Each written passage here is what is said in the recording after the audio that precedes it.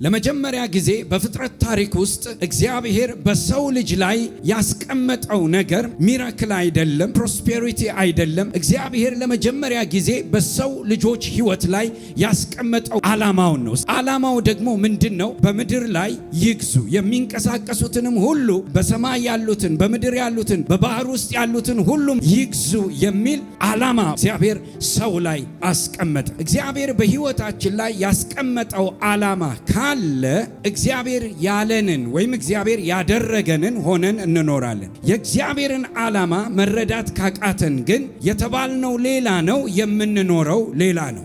ያዕቆብ ከአባቱ ከይስሐቅ ባርኮት ከተቀበለ በኋላ እናትየው ምን አለችው? ኤሳው ሊገለው ስለፈለገ ወደ አጎት ቤት ወደ ላባ ቤት አምልጥና ሂድ አለችው። ያዕቆብ ያመለጠው ላባ ቤት። ስለዚህ ይሄ ላባ ቤት በአንድ ወቅት ለያዕቆብ የማምለጫ መገለጥ ነው። አምልጧል። ባመለጠበት ይኖራል። ባመለጠበት አግብቷል። ባመለጠበት ወልዷል። ባመለጠበት በስቷል። በጎች በስተውለታል። ስለዚህ ለማምለጥ ሄዶ በዚያው ሲኖር እግዚአብሔር አንድ ሌሊት ተገለጠለትና ወደ አባትህ ምድር ወደ ከነዓን ምድር ለአብርሃም ወደ ማልኩለት ምድር ወደዚያ ውጣ።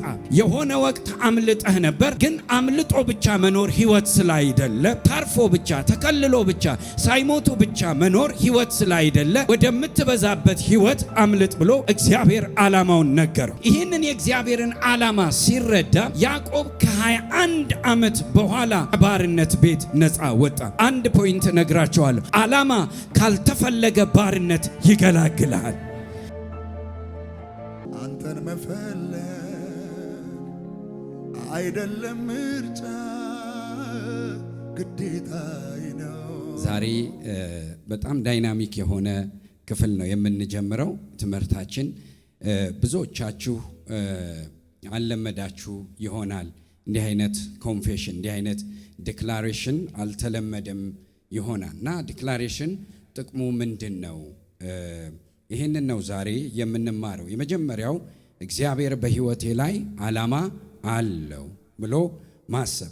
በነገራችን ላይ ብዙ አይነት ጠላትን የምንመታባቸው ወይም ደግሞ ከጠላት ራሳችንን የምንከለክልባቸው አስተሳሰቦች፣ እይታዎች፣ ትምህርቶች፣ ልምምዶች አሉ እና ከልምምዶቻችን አንዱ እግዚአብሔር ከሰጠን ትልቅ ልምምድ አንዱ ራስን ማሳመን።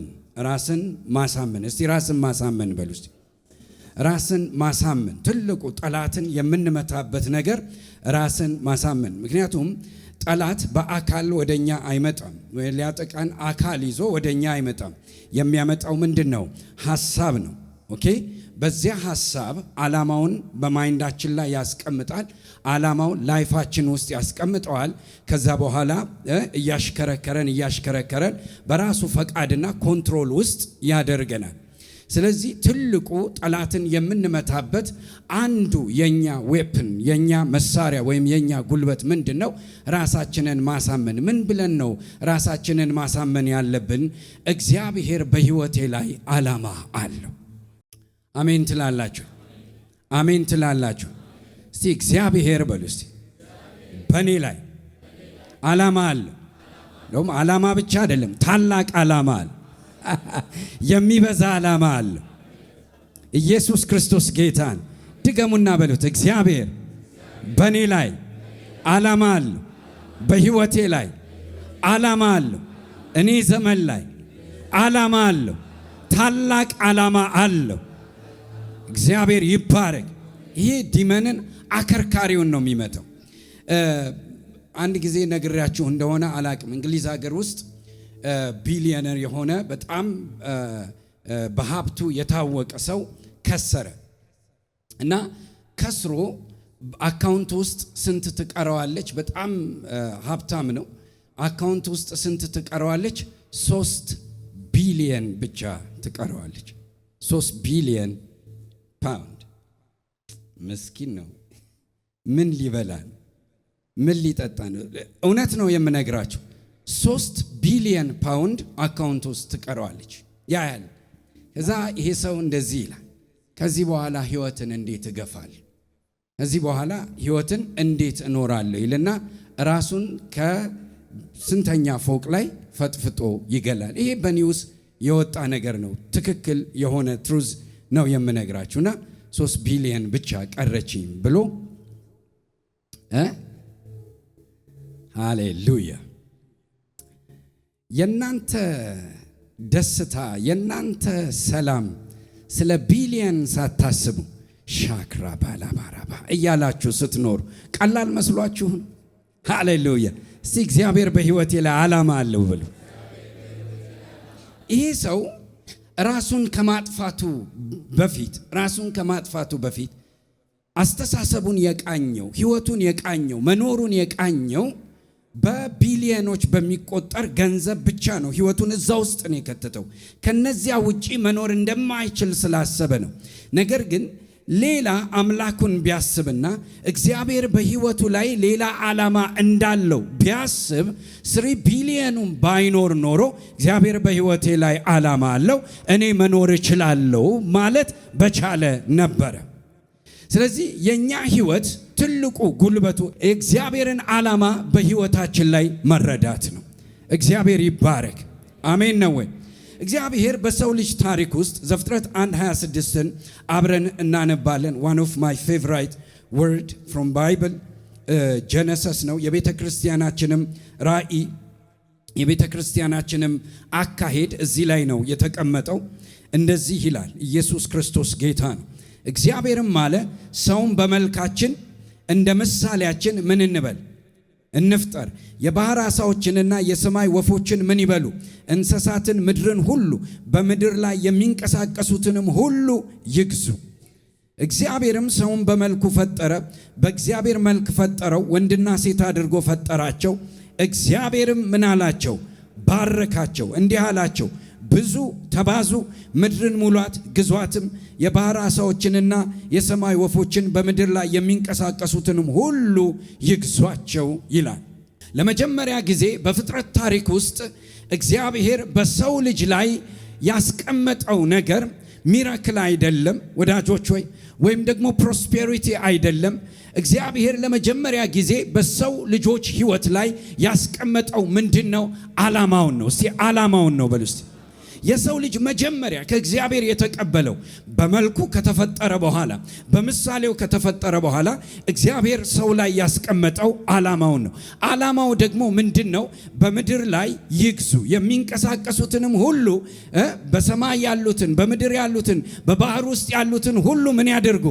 ይግዙ የሚል ዓላማ ወይም ደግሞ ሐሳብ ወይም ደግሞ ቪዥን እግዚአብሔር ሰው ላይ አስቀመጠ። አንድ ነገር ልንገራችሁ። እግዚአብሔር ያስቀመጠብን ነገር በሕይወታችን ላይ ካለ እግዚአብሔር ያደረገንን ሆነን መኖር እንችላለን። እደግመዋል። እግዚአብሔር በሕይወታችን ላይ ያስቀመጠው ዓላማ ካለ እግዚአብሔር ያለንን ወይም እግዚአብሔር ያደረገንን ሆነን እንኖራለን። የእግዚአብሔርን ዓላማ መረዳት ካቃተን ግን የተባልነው ሌላ ነው፣ የምንኖረው ሌላ ነው። ይህንን ዘፍጥረት 1:26ን በዚህ ቃል ዲፋይን ላደርገው እፈልጋለሁ። ስንቶቻችሁ ታስታውሳላችሁ የያዕቆብን ሕይወት በላባ ቤት? እስቲ እጆቻችሁን አውጡ። የያዕቆብን ሕይወት በላባ ቤት ስንቶቻችሁ ታስታውሳላችሁ? ሁላችሁም እንደምታውቁት ያዕቆብ ከአባቱ ከይስሐቅ ባርኮት ከተቀበለ በኋላ እናትየው ምን አለችው? አምልጥና ኤሳው ሊገለው ሲፈልግ በረከቱን ስለቀማው በረከቱን ስለወሰደበት ኤሳው ሊገለው ስለፈለገ ወደ አጎት ቤት ወደ ላባ ቤት አምልጥና ሂድ አለችው። ስለዚህ ያዕቆብ ያመለጠው ማን ቤት ነው? ላባ ቤት። እስቲ በሉ እስቲ። ስለዚህ ይሄ ላባ ቤት በአንድ ወቅት ለያዕቆብ የማምለጥ መገለጥ ነው ማለት ነው። የማምለጫ መገለጥ ነው። አምልጧል። ስለዚህ ባመለጠበት ይኖራል፣ ባመለጠበት አግብቷል፣ ባመለጠበት ወልዷል፣ ባመለጠበት በስቷል፣ በጎች በስተውለታል። ስለዚህ ለማምለጥ ሄዶ በዛ። ስለዚህ ለማምለጥ ሄዶ በዚያው ሲኖር እግዚአብሔር አንድ ሌሊት ተገለጠለትና ወደ አባትህ ምድር ወደ ይስሐቅ ወደ ከነዓን ምድር ለአብርሃም ወደ ማልኩለት ምድር ወደዚያ ውጣ፣ የሆነ ወቅት አምልጠህ ነበር። ግን አምልጦ ብቻ መኖር ሕይወት ስላይደለ፣ ታርፎ ብቻ ተከልሎ ብቻ ሳይሞቱ ብቻ መኖር ሕይወት ስላይደለ ወደምትበዛበት ሕይወት አምልጥ ብሎ እግዚአብሔር ዓላማውን ነገረው። ይህንን የእግዚአብሔርን ዓላማ ሲረዳ ያዕቆብ ከ21 ዓመት በኋላ ከባርነት ቤት ነፃ ወጣ። አንድ ፖይንት ነግራቸዋለሁ። ዓላማ ካልተፈለገ ባርነት ይገላግልሃል። እስቲ ዓላማ በሉ እስቲ። ካልተፈለገ ባርነት በሉት እስቲ። ካልተፈለገ ባርነት ምንድነው? ያልተፈለገ ባርነት ማለት እግዚአብሔር እንድትኖር የሚፈልገው ሌላ ነው። አንተ በልብ የምታስበው ሌላ ነው። ያንተ ምኞት ሌላ ነው። እግዚአብሔር የተናገረልህ ነገር ሌላ ነው። ልክ እንደዚህ ነው። ታውቃላችሁ፣ አንተ ጽኑ ኃያል ሰው እግዚአብሔር ካንተ ጋር ነው ሲል መጣና እግዚአብሔር ዓላማውን ጌዲዮን ላይ ያስቀመጠበት። ጌዲዮን የእግዚአብሔርን ዓላማ ይዞ ከመሄድ ይልቅ አይ እንዴት ጽኑ ነኝ፣ እንዴት ኃያል ነኝ፣ እንዴት ጎበዝ ነኝ፣ ይኸውልህ አባቶቼ ደክመዋል፣ ጠላቶቻችን እየመቱን ናቸው፣ እንደዚህና እንደዚያ ሆነናል ብሎ ለእግዚአብሔር ኮምፕሌን ይናገር ነበር። ለእግዚአብሔር ሐዘኑን ቅሬታውን ይናገር ነበር። መጨረሻ ላይ ግን በሕይወቱ ላይ የመጣውን ዲቫይን ሬቨሌሽን ወይም ደግሞ መለኮታዊ ዓላማ ጌዲዮን መረዳት ሲችል 300 ሰው ይዞ እንደ አሸዋ የተከመረ ሰራዊት መጥቶ አሸነፈ። አገር ነፃ አወጣ። ሁለተኛውን ፖይንቴ እነግራችኋለሁ። ዓላማ ሲኖርህ አሸናፊ ሕይወት ይኖርሃል። ሃሌሉያ። እኔ ብዙ ጊዜ እናገራለሁ God is a God of purpose. God is a God of principle. እኔ አንዳንድ ጉባኤዎች ሄዳችሁ ሰምታችሁ ከሆነ ዛሬ ለአንድ ሰው የሆነ ነገር ይሆንልህ። አይሆንልህም። እንዴት ነው የሚሆንልህ? አይሆንልህም። Get read the Bible. ሂድና መጽሐፍ ቅዱስን አንብብ። አይሆንልህም። የሚሆን እግዚአብሔር መጀመሪያ የሚያካፍልህ ዓላማውን ነው። ፐርፐዝ ለሌለው ሰው እግዚአብሔር ምንም ነገር ሼር አያደርግም። ፐርፐዝ ለሌለው ሰው ፐርፐዝ ሳያስቀምጥብህ ዓላማ ሳያስቀምጥብህ ምንም ነገር አያደርግም። ምክንያቱም ዓላማውና ግሎሪው የተያያዙ ናቸው። ማናቸውንም ነገር በሕይወትህ እግዚአብሔር ቢያደርግ የሚያደርገው ለክብሩ ነው። እስቲ ለክብሩ ነው በሉ እስቲ። እስቲ ለክብሩ ነው በሉ እስቲ። ስለዚህ እግዚአብሔር ለክብሩ ነው። ምንድነው? ሁለት ነገር የተናገርኩ ይመስላል። ኑ አለ ሰዎችን በመልካችን በምሳሌያችን ምን እንበል እንፍጠር። ይሄ ነው ግሎሪው። በመልካችን በምሳሌያችን ማለት አፍንጫው አይደለም፣ ጥርሱ አይደለም፣ ቁመቱ አይደለም፣ እግሩ አይደለም፣ ትከሻው አይደለም። መልካችን ያለው እግዚአብሔር ምሳሌያችን ያለው ለፍጥረት ራሱን የሚያስተዋውቅበት ግሎሪ ነው። ሃሌሉያ። እስቲ ለፍጥረት በሉ እስቲ። ራሱን የሚያሳይበት ራሱን የሚያስተዋውቅበት ክብሩ ነው። እስቲ መልኩ በሉ እስቲ። ክብሩ ነው። ሃሌሉያ። ኢየሱስ ጌታ። ስለዚህ መልኩን ከሰጠው በኋላ ያንን መልክ ዲፋይን እንዲያደርግ የሰው ልጅ ያንን መልክ እየገለጠ እንዲኖር ይብዛ ይግዛል፣ ነገርን ሁሉ ይግዛል። ስለዚህ ሰው ገዢ ሆኖ ኖረ። ሰው የሚሰለጥን፣ ሰው ኮንትሮል የሚያደርግ፣ ሰው ሊሚትለስ የሆነ ፓወር ይዞ ማለት ውስንነት የሌለው ኃይል፣ ውስንነት የሌለው አቅም ይዞ መጣ። እየኖረ እያለ ዲመን ደግሞ ሐሳብ ይዞ መጣ። ቅድም እንደነገርኳችሁ ዓላማ ይዞ መጣ። ምን አላት? ሴቲቷን እንደዚህ አላት፣ ይህንን እኮ ፍሬ ብትበዩ እንደ እግዚአብሔር መሆን ትችያለሽ የሚል ፕሮግራም የሚያስቀይር የተፈጠሩበትን የህይወት ምክንያት እንዳይኖሩ የሚያደርግ ሐሳብ ይዞ መጣ። በነገራችን ላይ ሔዋን የወደቀችው ሐሳብ ተካፍላ እንጂ ፍሬ በልታ አይደለም። ብዙ ሰው ፍሬ በልታ ወደቀች ይላል። ፍሬ ውጤት ነው፣ የሐሳብ ውጤት ነው። መጀመሪያ ሐሳቡን አስተማራት። እንደ እግዚአብሔር ትሆኛለሽ፣ የምትገርሚ ሰው ትሆኛለሽ፣ ከእግዚአብሔር እኩል ትሆኛለሽ። ሐሳብ አገባባት፣ ዓላማውን አስቀመጠባት። ዲመን ዓላማው ምንድን ነበር? የሰው ልጅ እሱን እንዳይገዛው ነበር ዓላማው። የሰው ልጅ መግዛት ነበር ዓላማው። ከመገዛት ወደ መግዛት የሚሄድበትን ሐሳብ ሔዋን ውስጥ አስቀመጠ። ሔዋን ያንን ሐሳብ ተቀበለች። ያንን ዓላማ ፉልፊል ስታደርግ ከዲያብሎስ በታች ሆነች። ስለዚህ ነው ኤፌሶን 2 ምዕራፍ 2ን ላውጣና ላንብብላችሁ። ይሄን ቃል የግድ ላነበው ስለሚገባ አነብላችኋል። ሃሌሉያ። ስለ እግዚአብሔር ዓላማ መስማት ደስ ይላችኋል ወይስ ስለ ጥርመሳ መስማት ደስ ይላችኋል? ሃሌሉያ። The right breakthrough is understanding the purpose of God. ትክክለኛው ጥርመሳ የእግዚአብሔርን ዓላማ መረዳት ነው። ጌታ ይመስገን። በጎናችሁ ላለ ሰው ንገሩልኝ፣ ትክክለኛ ጥርመሳ በሉት፣ ትክክለኛ የህይወት ኃይል በሉት፣ የእግዚአብሔርን ሐሳብ መረዳት ነው። Glory to God። እንደዚህ ይላል የኤፌሶን መጽሐፍ ምዕራፍ 2 በበደላችሁና በኃጢአታችሁ ሙታን ነበራችሁ፣ በእርሱም በዚህ ዓለም ላይ እንዳለው ኑሮ በማይታዘዙትም ልጆች ላይ አሁን ለሚሰራው የመንፈስ አለቃ እንደሆነው በአየር ላይ ስልጣን እንዳለው አለቃ ፈቃድ በፊት ተመላለሳችሁ። በእነዚህም ልጆች መካከል እኛ ሁላችን ደግሞ የሥጋችንንና የልቦናችንን ፈቃድ እያደረግን በሥጋችን ምኞት በፊት እንኖር ነበር። እንደ ሌሎችም ደግሞ ከፍጥረታችን የቁጣ ልጆች ነበርን ይላል። ሶስት አይነት ነገሮችን እዚህ ጋር ልንገራችሁ። ሶስት አይነት ነገር እንደዚህ ይላል። የመጀመሪያው በማይታዘዙት ልጆች ላይ አሁን ለሚሰራው መንፈስ አለቃ ፈቃድ ይላል። እስቲ የመንፈስ አለቃ ፈቃድ በሉት እስቲ የመንፈስ አለቃ ፈቃድ ማን ነው? ይሄ የመንፈስ አለቃ ዲያብሎስ ነው። በዚያ አለቃ ፈቃድ ልክ ተመላለሳችሁ። አለቃ ይለዋል። አለቃ ማለት ምን ማለት ነው? ኮንትሮለር ማለት ነው። ሳትወድ በግድህ የሚፈልገውን እንጂ የምትፈልገውን የማያስደርግ ማለት ነው። አለቃ ማለት ላይፍ ላይ፣ ነፍስ ላይ፣ ስፒሪት ላይ፣ ባዲ ላይ ኦርደር የሚያወጣ ማለት ነው። ለምሳሌ አለቃ ታመም ካለ አለቃ ነዋ። በሽታ፣ ኤቭሪ ፖቨርቲ፣ ዳርክነስ፣ ችግር፣ መከራ፣ ሐዘን፣ ሰቆቃ፣ ፍርሃት፣ ድንጋጤ፣ እነዚህ ነገሮች ሁሉ የሰይጣን መሳሪያዎች ናቸው። ስለዚህ አለቃው እነዚህን ነገሮች ይዞታል። አለቃው ኦርደር ነው በሰው ልጆች ላይ የሚያወጣው። በሽታ ሲያወጣ በሽታ ይወጣል፣ ሞት ሲያወጣ ሞት ያወጣል፣ የተለያየ ድህነት ሲያወጣ ድህነት ያወጣል። አለቃ ነው የሚለው። የሆነ ሰው አይደለም የሚለው፣ አለቃ ነው የሚለው። ሎርድ ሩለር ማለት ነው። ስለዚህ በሰው ልጆች ላይ ዲያብሎስ ምንድን ነበረ ነው ያልኩት። ምንድን ነበረ? በእኛ ላይ ምንድን ነበረ ነው ያልኩት። ሃሌሉያ። ነበረ ያደረገው እግዚአብሔር የተባረከ ይሁን። ሃሌሉያ። ነበረ ነው አይደለም፣ ነበረ። አሁን ግን ሪቨርስ ሆኗል። እሱን በኋላ መጣበታለሁ። አለቆቹ እኛ ነን። አሁን የናዝሬቱ ኢየሱስ ክርስቶስ ጌታ ነው። ክብር ለኢየሱስ ይሁን። ስለዚህ አለቃ ነበረው የሰው ልጅ፣ የሚያዘው እንደፈለገ የሚያሾረው አለቃ ነበር። አንድ አለቃ።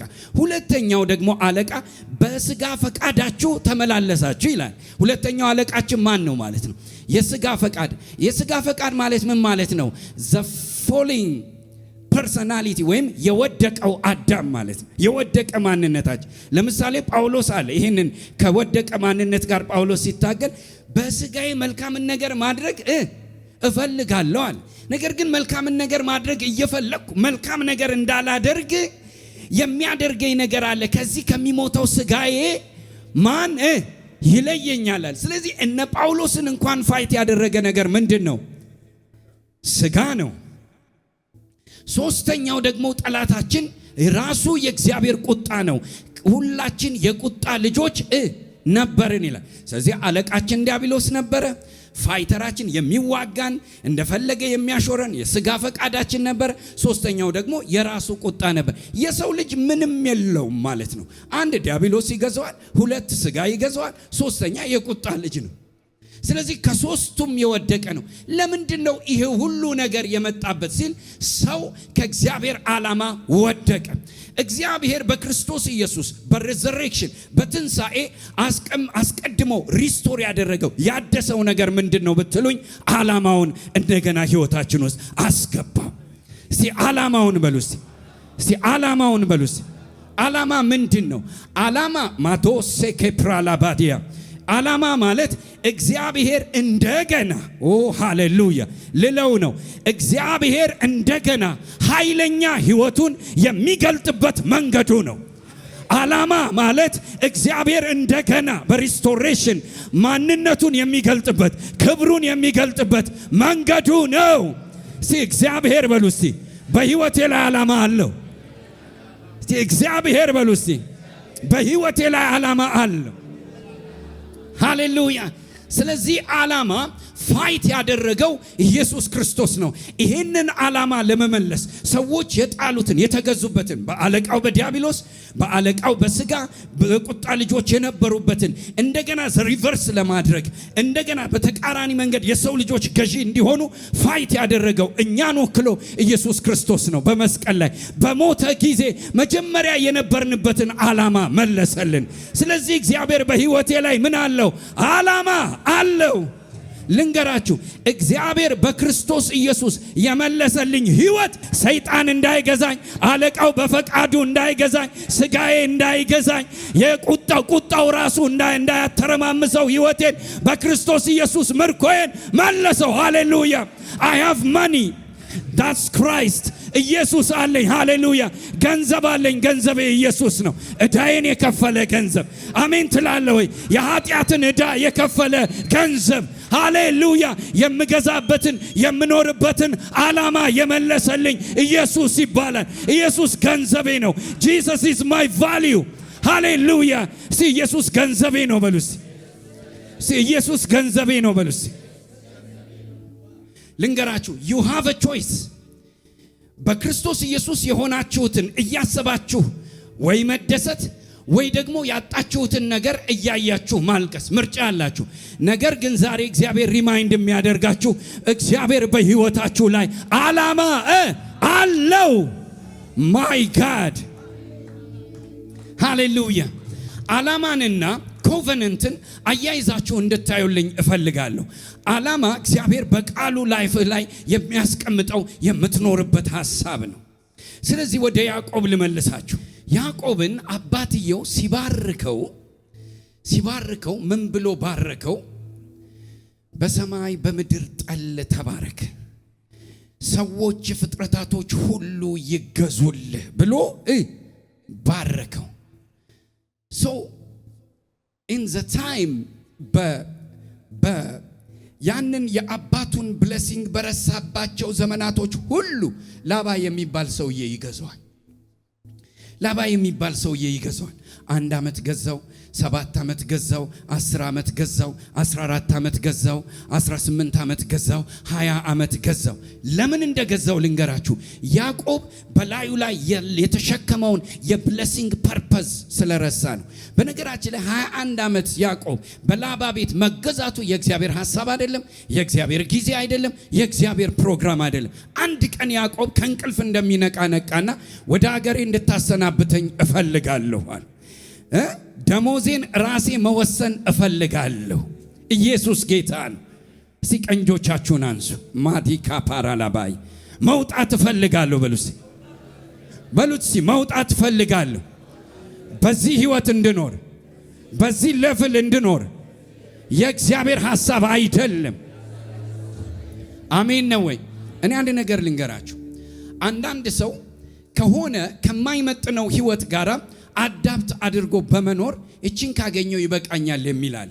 እንደነገርኳችሁ ነው መግቢያዬ ላይ ያዕቆብ የላባ ቤት የባርነቱ ቤት አይደለም። መጀመሪያ የምን ቤቱ ነው? የማምለጫ ቤቱ ነው። እና የማምለጫ ቤቱ ነው።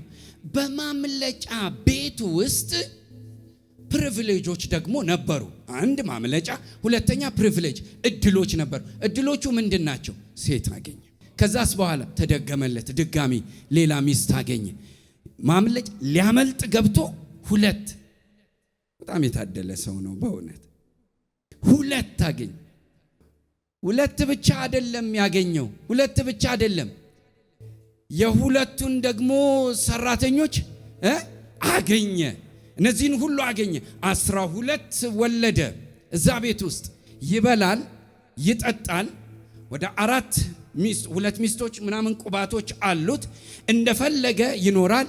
ሀብትም እየበዛለት ነው። እንደገና የላባም በረከት እየበዛለት ነው። እግዚአብሔር ይህንን ሲያይ it is not life አለ። ይሄ ላይፍ አይደለም አለ። ያመለጥክበት ነገር እድል ቢሰጥህም እኔ ግን ኦሪጂናሊ ለዚህ አልጠራውህም አለ። ኦሪጂናሊ ለዚህ አልጠራውም። የተሸከምከውን ብሌሲንግ ይሄንን አይደለም። እንድትገዛ ነበረ። እየተገዛህ ሚስት ምን ይሰራልሃል?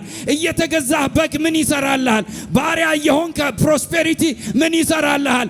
እኔ የመረጥኩ ለገዥነት ነው። ዓላማዬን ያስቀመጥኩት በገዥነት ላይ። ኦ ሃሌሉያ! ቀኝ እጆቻችሁን አንሱ። ለገዥነት ተጠርቻለሁ።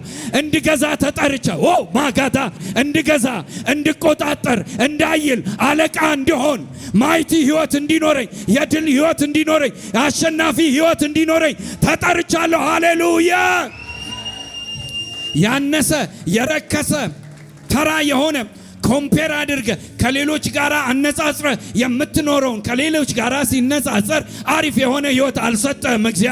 እግዚአብሔር የተሻለ ህይወትን የሰጠ፣ እግዚአብሔር የላቀ ህይወትን የሰጠ፣ እግዚአብሔር በህይወትህ ላይ ዓላማ አለው። ሃሌሉያ! ግሎሪ ቱ ጋድ። ዓላማ በትንንሽ እድሎች እንዳትኖር ያደርጋል።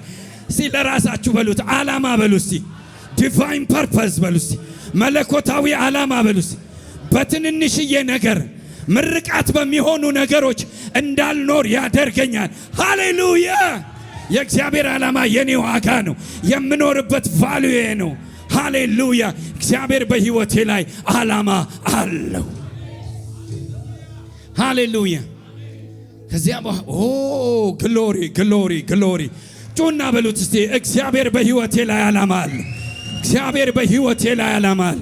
እግዚአብሔር በህይወቴ ላይ ዓላማ አለ። እግዚአብሔር በህይወቴ ላይ ዓላማ አለ። ዓላማ የምታደርገው አይደለም። እደግመዋለሁ። ዓላማ የምታደርጉት ነገር አይደለም። ዓላማ የሆናችሁት ነው። ኢየሱስ ጌታ። ለምን ቢባል ያልሆንከውን አታደርግማ። የሆንከውን እኮ ነው የምታደርገው። ስለዚህ ሰው መጀመሪያ ማን ሆነ? የሚገዛ አይደለም? የሚበረታ፣ ተጽዕኖ የሚያደርግ፣ ዶሚኔት ያለው፣ ስልጣን ያለው፣ ኦቶሪቲ ያለው ሰው።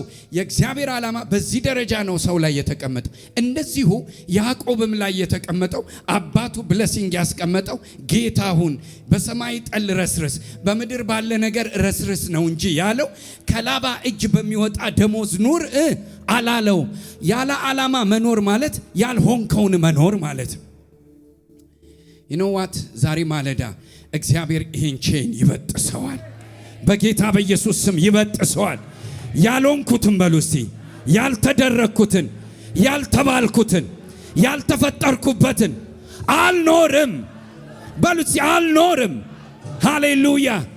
ዓላማ ታዲያ ምንድን ነው? ዓላማ የሆንከውን እንድትኖር የሚያደርግ፣ የተፈጠርክለትን ዋና ነገር እንድትኖር የሚያደርግ። ስለዚህ ላባ እንደዚህ አለው፣ እባክህ ደሞዝ ልጨምርልህ አለው። ላባ ያዕቆብ ልወጣ ነው ብሎ ሪኩዌስት ሲያደርግ እባክህ የምትፈልገውን ነገር ደሞዝ ልጨምርልህ አለው። ኖ ኖ ኖ ኖ፣ ከዚህ በኋላ እኔን የሚመጥነኝ የተነገረልኝን መያዝ እንጂ። ለዚህ ነው ጳውሎስ ያለው በኋላዬ ያለውን እየረሳው በፊቴ ያለውን ለመያዝ ምን እላለሁ? እዘረጋለሁ አለ። ኢየሱስ ጌታ ነው። ያ ጳውሎስ ይሄ ይበቃ ኖ ኖ ኖ ኖ ኖ የመጥራቱን ተስፋ የዚያም የርስት ክብር ባለጠግነት ምን እንደሆነ ለማየት እንደገና ስትረች አደርጋለሁ። ኦ ሃሌሉያ! ሊሚትድ ህይወት አይደለም የተሰጠኝ፣ ውስን ህይወት አይደለም የተሰጠኝ፣ እየጨመረ የሚበዛ ህይወት ነው የተሰጠኝ። ሃሌሉያ! ከማን እኔ ብቻዬን እንጫጫበታለሁ፣ ብቻዬን እነቃቃበታለሁ። እየጨመረ የሚሄድ ህይወት ተሰጥቶኛል። በሉት እስቲ ተናገሩት፣ እየጨመረ የሚሄድ ህይወት። አሜን። እየገዛ የሚሄድ ህይወት፣ እየበዛ የሚሄድ ህይወት። ሃሌሉያ! ማጋታ ሐሳ ፕራዲያላባይ ያዕቆብ ወጣ። ከዚህ በኋላ ምንም አይነት ደሞዝ አይመጥነኝም። ያመለጥኩበት ቦታ ላይ ተደላድዬ መኖር አልፈልግም፣ እወጣለሁ ብሎ ሲወጣ ኦነሩ አገኘው። እግዚአብሔር በያቦቅ ወንዝ አገኘውና እንደዚህ አለው፣ ከዛሬ ጀምሮ ያዕቆብ አይደለም፣ ተገዢ አይደለም፣ ሁለተኛ አይደለም። ከዛሬ ጀምሮ ተራ ሰው አይደለም፣ የሰው ቤት ጥገኛ አይደለም፣ የሆነ የኢኮኖሚ ጥገኛ አይደለም፣ የሆነ ስሌቨሪ ማይንድድ አይደለም። ስም ያዕቆብ አይደለም፣ እስራኤል ይባላል። This is my purpose on you ያዕቆብ። ዓላማዬ በአንተ ላይ ይሄ ነው። እስራኤል ማለት ምን ማለት ነው? ከሰውም ከእግዚአብሔርም ጋር ታግለ ምን ብለሃል? ኦ ሃሌሉያ። ከሰውም ከእግዚአብሔርም ጋር ታግለ ምን ብለሃል? አሸንፈሃል። ሃሌሉያ አሸንፈሃል። ግሎሪ ቱ ጋድ ሃሌሉያ። እግዚአብሔር አገኘው። እችን ተናግሬ ይጨርሳል። አባቱ ያዕቆብ ላይ ከመባረኩ በፊት እናትየው ህልም አይታለች፣ ቪዥን አይታለች። ያዕቆብ እናት ርብቃ አይደለም? ርብቃ ነች አይደል? ርብቃ ድምፅ ሰምታለች፣ ህልም አይታለች። ምን አይነት ህልም አይታለች? ሁለት ዜጎች ኤሳውና ያዕቆብ በማህፀኗ ውስጥ ምን ሲሉ አይታለች? ሲታገሉ አይታለች። አንደኛ ለመሆን አንደኛ ለመውጣት ሲታገሉ አየች። ከዛ ለባሏ ነገረችው። ሲታገሉ አየው። ነገር ግን በህልሜ ውስጥ እግዚአብሔር እንዲህ አለኝ፣ ዶንት ወሪ፣ ትንሹ ትልቁን ይገዛዋል፣ ታላቁ በትንሹ ይገዛል ተብሎ ለያዕቆብ በማህፀን ባለመታየት ዓለም ገዥነት ተነግሮለታል። እኔ ለእናንተ ልተነብይ ነው። አክቹሊ ምን አስተነበይ? ባለመታየት ዓለም፣ በሰማይ ዓለም ለእናንተ ገዥነት ተነግሮላቸዋል። እስቲ ገዥነት በሉ እስቲ። ነገሮችን መቆጣጠር ተነግሮልኛል። በማህፀን ለያዕቆብ ተነገረለት። በሪል ዓለም ግን ሁለተኛ ወጣ። ይኸውላችሁ በዚህ በሚታየው ዓለም ሁለተኛ ያዕቆብ ሁለተኛ ስለወጣ ስሙን ያዕቆብ አሉት። ያዕቆብ ማለት ሁለተኛ፣ ተከታይ፣ ውራ፣ ተረከስ ያዥ፣ ተራ ሰው ማለት ነው። የስሙ ትርጉም ይሄ ነው። ለምንድን ነው ይህንን የስም ትርጉም የወጡት? በሚታየው ዓለም ሁለተኛ ስለወጣ ነው። እግዚአብሔር ግን በማይታየው ዓለም አንደኛ አድርጎታል። እስራኤል ብሎታል፣ ገዢ ብሎታል። መጨረሻ ላይ እግዚአብሔር ሲያገኘው እንደዚህ አለ፣ በማዕፀን ዓለም የነገርኩህን አለው። እስራኤል ብዬሃለሁ፣ ገዢ ብዬሃለሁ፣ አሸናፊ ብዬሃለሁ። ከሰውም ጋር ታግለሃል፣ ከእግዚአብሔርም ጋር ታግለሃል፣ ከዲያብሎስም ጋር ታግለሃል፣ ከችግር ጋር ታግለሃል፣ አሸንፈሃል። ስምህ ይሄ ነው። ሃሌሉያ። የምትኖርበት ዓላማ ይሄ ነው። የምኖርበት ዓላማ በሉስ በሰማይ የተነገረልኝ ነው። ቃላንብላችሁና እጨርሳለሁ። ኦ ሃሌሉያ። የኤፌሶን መጽሐፍ እንደዚህ ይላል፣ በክርስቶስ በሰማያዊ ስፍራ በመንፈሳዊ በረከት የባረከን የጌታችን የኢየሱስ ክርስቶስ አምላክና አባት ይባረክ ካለ በኋላ ቁጥር 4 ላይ ኤፌሶን ምዕራፍ 1 ቁጥር 4 ላይ እንደዚህ ይላል፣ ዓለም ሳይፈጠር ከኔ ጋር የሚለው አለ ይሄንን ቃል ዓለም ሳይፈጠር በሉልኝ፣ ዓለም ሳይፈጠር በፊቱ ቅዱስና ነውር የሌለኝ በፍቅር ሆን ዘንድ በክርስቶስ መረጠኝ። ቅዱስና ነውር የሌለኝ። ኦ ሃሌሉያ። ዓለም ሳይፈጠር በፊት እኔ ማን ነኝ? ቅዱስ። ዓለም ሳይፈጠር በፊት እኔ ማን ነኝ? ነውር የሌለኝ።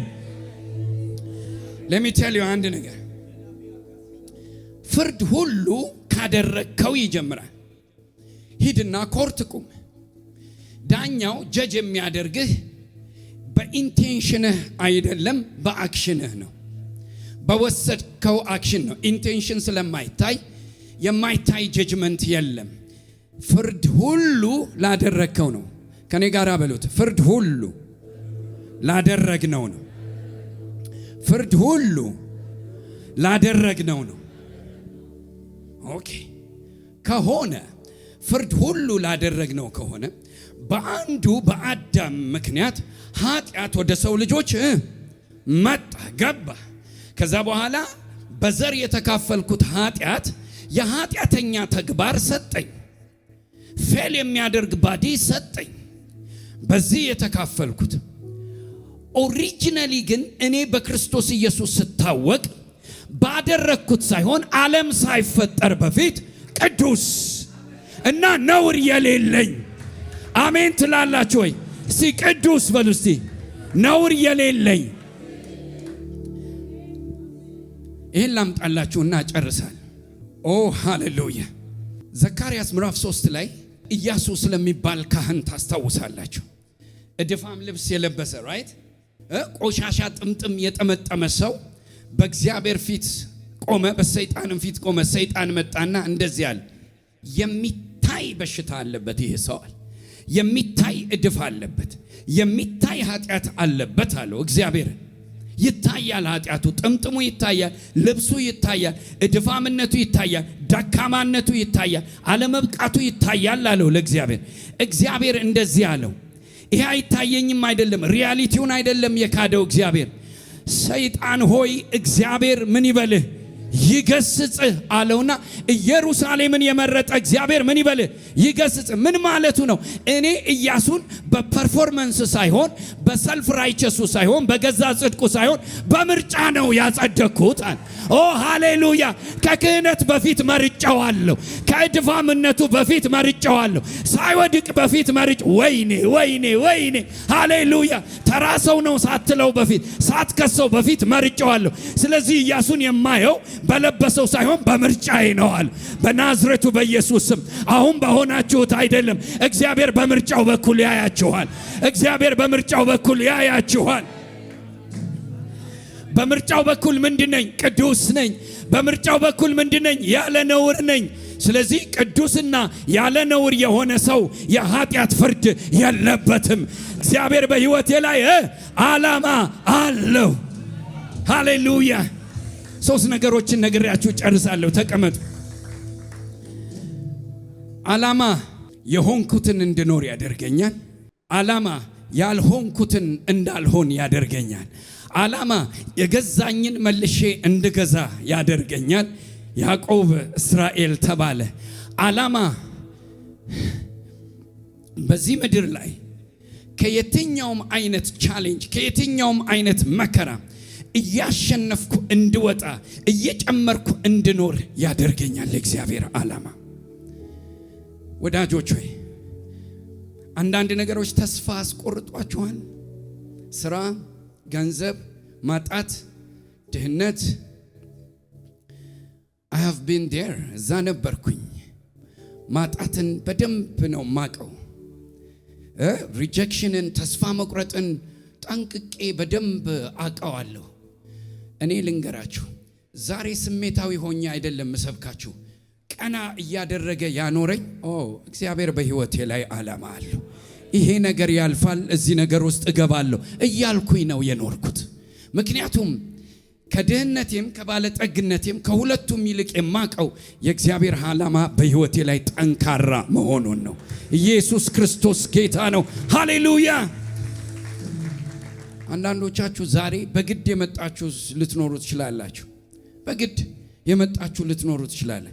ደብሯችሁ የመጣችሁ ልትኖሩ፣ ትላንትና ሆፕለስ የነበራችሁ ስሜታችሁ የተዘበራረቀባችሁ ሰዎች ልትኖሩ ትችላላችሁ። እመኑኝ፣ እኔ አይደለሁም እናንተን ለማነቃቃት አይደለም። ዓለም ሳይፈጠር በፊቱ ቅዱስና ነውር የሌለህ ነህ። አሜን ነው ወይ? አሜን ነው ወይ? አንዳንድ ሰባኪዎች እንዲህ ብለዋችሁ ሊሆን ይችላል። ለምንድን ነው የማያልፍልኝ? ለምንድን ነው የማይሳካልኝ? በአያትሽ በኩል እንትን ነበረ። ምን አገባኝ እኔ ስለ አያቴ። በአያትህም በኩል በአጎትህም በኩል የሚያገኝ ከርስ የለም። you are free of curse። you are free of curse። እንዴ you are free of curse። ይህ ቢዝነስ መስሪያ ነው። እኔ ከከርስ ውጪ ነኝ። ዓለም ሳይፈጠር እኔ ቅዱስ ነኝ። እኔ ነውር የለብኝም። ሃሌሉያ! ከርስ የሚያገኛቸው ነውር ያለባቸውን ነው። እኔ በክርስቶስ ኢየሱስ ደም I am pure፣ I am washed፣ I am new። ሃሌሉያ! I am fresh። which kind of curse operate on me? no። ምንም አይነት ከርስ አንተ ላይ መስራት አይችልም። እንደዚህ አይነት ማይንድ ስላለን ባልተሳካልን ጉዳዮች ላይ ተስፋ እየቆረጥን እንደገና ወደ ኋላ አናፈግፍግ። የማይለወጥ የማይሰበር የማይሻር የእግዚአብሔር ዓላማ እኛ ላይ አለ። ስለዚህ ከኛ የሚጠበቀው ምንድነው? በጧት ተነስ ብራዘር፣ እግዚአብሔር በሕይወቴ ላይ ዓላማ አለው በል። ሃሌሉያ! ያንተ ዌፕን ንግግር ነው። ያንተ ዌፕን ቃል ነው። እግዚአብሔር በሕይወቴ ላይ ዓላማ አለው። ፕሩፍ አምጣ ካለ ሰይጣን ዘፍጥረት 1:26 አንብብ በለው። እግዚአብሔር ሰውን በመልኩ ፈጠረ፣ በምሳሌ ፈጠረው፣ ወንድና ሴት አድርጎ ፈጠራቸው። ግዙ አላቸው፣ ብዙ አላቸው፣ ተባዙ አላቸው፣ ባረካቸው የሚለው ማረጋገጫዬ ነው። that's my proof በለው። ሃሌሉያ ሃሌሉያ ሃሌሉያ። ሌላ ማረጋገጫ ካለ ያዕቆብ የወጣበትን ታሪክ ቁምና አንብብለት። እግዚአብሔር በሕይወትህ ላይ ዓላማ አለው።